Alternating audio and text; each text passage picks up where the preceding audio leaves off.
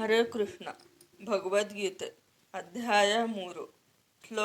ಶ್ಲೋಕದ ಅನುವಾದ ಹಾಗೂ ಶ್ಲೋಕದ ಭಾವಾರ್ಥ. ಶ್ಲೋಕ 27. ಪ್ರಕೃತಃ ಕ್ರಿಯಮಾಣಾನಿ ಗುಣೈ ಕರ್ಮಾಣಿ ಸರ್ವಶಃ ಅಹಂಕಾರ ವಿಮೂಢಾತ್ಮ ಕರ್ತಾಹಮಿತಿ ಮನ್ಯತೆ. ಅನುವಾದ: ಕಾರ್ಯಗಳನ್ನು ವಾಸ್ತವವಾಗಿ ಪ್ರಕೃತಿಯ ತ್ರಿಗುಣಗಳೇ ಮಾಡುತ್ತವೆ. ಆದರೆ ಅಹಂಕಾರದಿಂದ ಮೂಢನಾದವನು ತಾನೇ ಕಾರ್ಯಗಳನ್ನು ಮಾಡುತ್ತೇನೆ ಎಂದು ಭಾವಿಸುತ್ತಾನೆ. ಪ್ರಕೃತಿ ಎಂದರೆ ದೇಹ, ಅದರ ಗುಣಗಳು ಎಂದರೆ ಇಂದ್ರಿಯಗಳು. ಶಬ್ದ, ಸ್ಪರ್ಶ, ರಸ, ರೂಪ, ಗಂಧ, ಕಿವಿ, ನಾಲಿಗೆ, ಕಣ್ಣು, ಮೂಗು, ಅದಕ್ಕನುಗುಣವಾಗಿ ಆಕಾಶ, ಗಾಳಿ, ನೀರು, ಅಗ್ನಿ ಮತ್ತು ಮಣ್ಣು ಇವು ಪ್ರಕೃತಿಯ ಗುಣಗಳು. ಕಣ್ಣಿನಿಂದ ನೋಡಿದೆ ಎನ್ನಲು ಈ ಕಣ್ಣನ್ನು ನಮಗೆ ಕೊಟ್ಟವರು ಯಾರು? ಹುಟ್ಟು ಕುರುಡನಿಗೆ ನಮ್ಮಿಂದ ಕಣ್ಣು ಕೊಡಲು ಸಾಧ್ಯವಿಲ್ಲ. ಅಂದರೆ ಕಣ್ಣು ಪ್ರಕೃತಿಯ ಕೊಡುಗೆ. ನಮಗೆ ಒಳ್ಳೆಯ ಸ್ವರವಿದ್ದರೆ ಅಹಂಕಾರ ಪಡುತ್ತೇವೆ. ಆ ಸ್ವರವನ್ನು ನಮಗೆ ಯಾರು ಕೊಟ್ಟರು ಎಂದು ಯೋಚಿಸುವುದಿಲ್ಲ. ನಾನೇ ಮಾಡಿದೆ ಎಂದು ಅಹಂಕಾರ ಪಡುವುದರಲ್ಲಿ ಯಾವ ಅರ್ಥವೂ ಇಲ್ಲ. ನಿಜವಾದ ಕರ್ತೃ ಭಗವಂತ. ಕೃಷ್ಣ ಪ್ರಜ್ಞೆ ಇರುವ ಒಬ್ಬನು ಮತ್ತು ಐಹಿಕ ಪ್ರಜ್ಞೆಯಲ್ಲಿರುವ ಮತ್ತೊಬ್ಬನು ಒಂದೇ ಮಟ್ಟದಲ್ಲಿ ಕೆಲಸ ಮಾಡುತ್ತಿರುವಾಗ ಇಬ್ಬರೂ ಒಂದೇ ನೆಲೆಯಲ್ಲಿ ಇರುವಂತೆ ತೋರಬಹುದು. ಆದರೆ ಅವರಿಬ್ಬರ ಸ್ಥಾನಗಳಲ್ಲಿ ತೀವ್ರ ವ್ಯತ್ಯಾಸವಿದೆ. ಐಹಿಕ ಪ್ರಜ್ಞೆಯಲ್ಲಿರುವ ಮನುಷ್ಯನು ಅಹಂಕಾರದ ದೆಸೆಯಿಂದ ತಾನೇ ಎಲ್ಲವನ್ನು ಮಾಡುವವನು ಎಂದು ದೃಢವಾಗಿ ನಂಬಿರುತ್ತಾನೆ. ದೇಹದ ಯಂತ್ರವನ್ನು ಐಹಿಕ ಪ್ರಕೃತಿಯು ಸೃಷ್ಟಿ ಮಾಡಿದೆ ಮತ್ತು ಈ ಪ್ರಕೃತಿಯು ಭಗವಂತನ ಮೇಲ್ವಿಚಾರಣೆಯಲ್ಲಿ ಕೆಲಸ ಮಾಡುತ್ತದೆ ಎನ್ನುವುದು ಅವನಿಗೆ ತಿಳಿಯದು. ಪ್ರಾಪಂಚಿಕನಿಗೆ ಕಟ್ಟಕಡೆಯದಾಗಿ ತಾನು ಕೃಷ್ಣನ ನಿಯಂತ್ರಣದಲ್ಲಿದ್ದೇನೆ ಎನ್ನುವುದು ತಿಳಿಯದು. ಅಹಂಕಾರಿಯಾದವನು ತಾನೇ ಸ್ವತಂತ್ರವಾಗಿ ಎಲ್ಲವನ್ನೂ ಮಾಡಿದೆ ಎಂದು ಹೇಳಿಕೊಳ್ಳುತ್ತಾನೆ. ಇದೇ ಅವನ ಅಜ್ಞಾನದ ಲಕ್ಷಣ. ಈ ಜಡವಾದ ಮತ್ತು ಸೂಕ್ಷ್ಮವಾದ ದೇಹವನ್ನು ದೇವೋತ್ತಮ ಪರಮಪುರುಷನ ಆಜ್ಞೆಯಂತೆ ಐಹಿಕ ಪ್ರಕೃತಿಯು ಸೃಷ್ಟಿಸಿದೆ. ಆದುದರಿಂದ ಅವನ ದೇಹದ ಮತ್ತು ಮನಸ್ಸಿನ ಚಟುವಟಿಕೆಗಳು ಕೃಷ್ಣ ಪ್ರಜ್ಞೆಯಲ್ಲಿ, ಕೃಷ್ಣನ ಸೇವೆಯಲ್ಲಿ ತೊಡಗಬೇಕು ಎನ್ನುವುದು ಅವನಿಗೆ ತಿಳಿಯದು.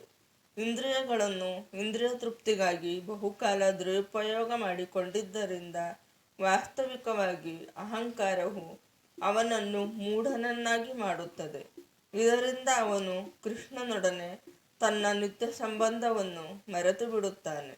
ಆದುದರಿಂದ ಅಜ್ಞಾನಿಯು ದೇವೋತ್ತಮ ಪರಮಪುರುಷನಿಗೆ ಋಷಿಕೇಶ ಅಥವಾ ಐಹಿಕ ಶರೀರದ ಇಂದ್ರಿಯಗಳ ಪ್ರಭು ಎಂದು ಹೆಸರು ಎನ್ನುವುದನ್ನು ಮರೆತು ಬಿಡುತ್ತಾನೆ. ಶ್ಲೋಕ 28. ತತ್ವವಿತ್ತು ಮಹಾಬಾಹೋ ಗುಣಕರ್ಮ ವಿಭಾಗಯೋ ಗುಣಗುಣೇಶು ವರ್ತಂತ ಇತಿ ಮತ್ವಾನ ಸಜ್ಜತೆ.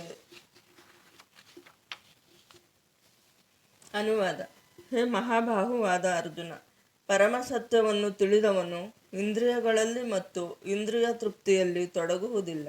ಅವನಿಗೆ ಭಕ್ತಿ, ಸೇವೆ ಮತ್ತು ಫಲದಾಸೆ ಇರುವ ಕರ್ಮ ಇವುಗಳಲ್ಲಿನ ವ್ಯತ್ಯಾಸವು ತಿಳಿದಿರುತ್ತದೆ.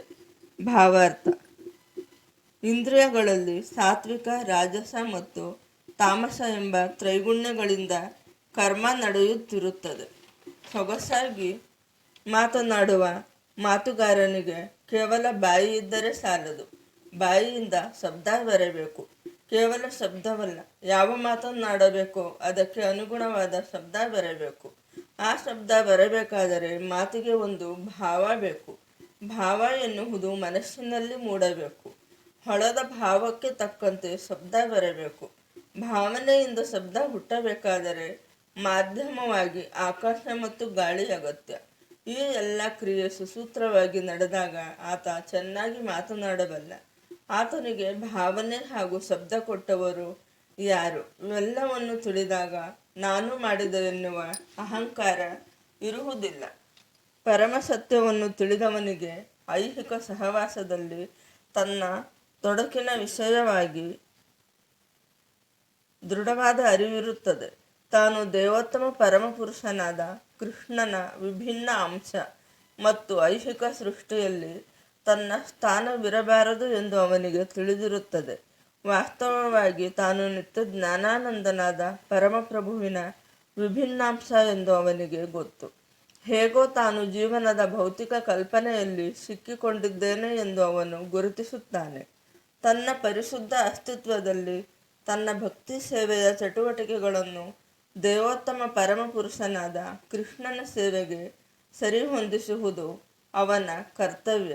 ಆದುದರಿಂದ ಅವನು ಕೃಷ್ಣ ಪ್ರಜ್ಞೆಯ ಚಟುವಟಿಕೆಗಳಲ್ಲಿ ತೊಡಗುತ್ತಾನೆ. ಐಹಿಕ ಚಟುವಟಿಕೆಗಳು ಸನ್ನಿವೇಶಕ್ಕೆ ಮಿತಗೊಂಡವು ಮತ್ತು ತಾತ್ಕಾಲಿಕ.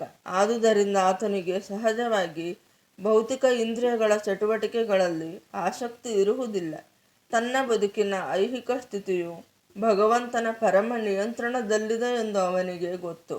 ಆದುದರಿಂದ ವಿವಿಧ ಬಗೆಯ ಪ್ರಾಪಂಚಿಕ ಪ್ರತಿಕ್ರಿಯೆಗಳು ಅವನ ಮನಸ್ಸನ್ನು ಕಲಕುವುದಿಲ್ಲ.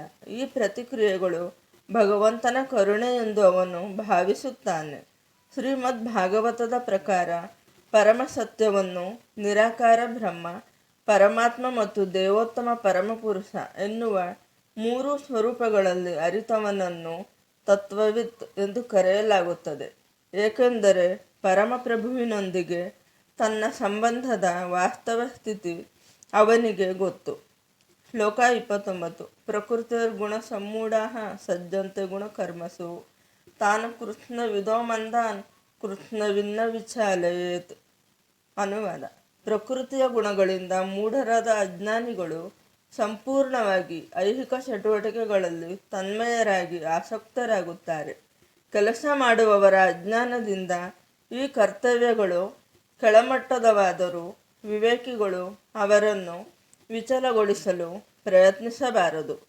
ಭಾವಾರ್ಥ: ತಿಳುವಳಿಕೆ ಇಲ್ಲದವರು ಸ್ಥೂಲ ಐಹಿಕ ಪ್ರಜ್ಞೆಯೊಂದಿಗೆ ತಮ್ಮನ್ನು ತಪ್ಪಾಗಿ ಗುರುತಿಸಿಕೊಳ್ಳುತ್ತಾರೆ ಮತ್ತು ಐಹಿಕ ಉಪಾಧಿಗಳಿಂದ ತುಂಬಿ ಹೋಗಿರುತ್ತಾರೆ. ಶರೀರವು ಐಹಿಕ ಪ್ರಕೃತಿಯ ಕೊಡುಗೆ.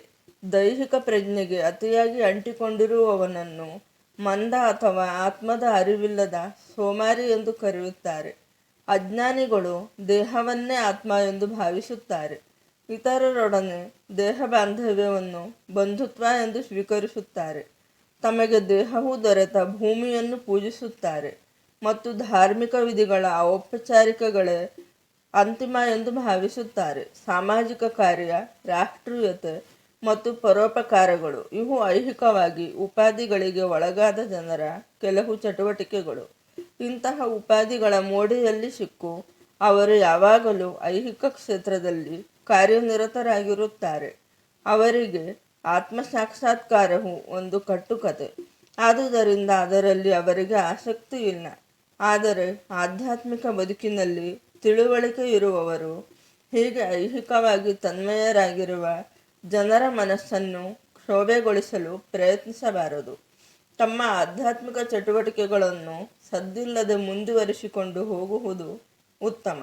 ದಿಗ್ಭ್ರಾಂತಿಗೊಂಡ ಜನರನ್ನು ಅಹಿಂಸೆಯಂತಹ ಬದುಕಿನ ಮೂಲ ನೈತಿಕ ತತ್ವಗಳಲ್ಲಿ ಮತ್ತು ಇಂತಹವೇ ಐಹಿಕ ಕಲ್ಯಾಣ ಕಾರ್ಯದಲ್ಲಿ ತೊಡಗಿಸಬೇಕು. ಅಜ್ಞಾನಿಗಳಾದವರು ಕೃಷ್ಣ ಪ್ರಜ್ಞೆಯಲ್ಲಿನ ಚಟುವಟಿಕೆಗಳನ್ನು ಮೆಚ್ಚಿಕೊಳ್ಳಲಾರರು. ಆದುದರಿಂದ ಅವರನ್ನು ಕ್ಷೋಭೆಗೊಳಿಸಿ ಅಮೂಲ್ಯವಾದ ಸಮಯವನ್ನು ವ್ಯರ್ಥ ಮಾಡಬಾರದು ಎಂದು ಶ್ರೀಕೃಷ್ಣನು ನಮಗೆ ಬೋಧಿಸುತ್ತಾನೆ.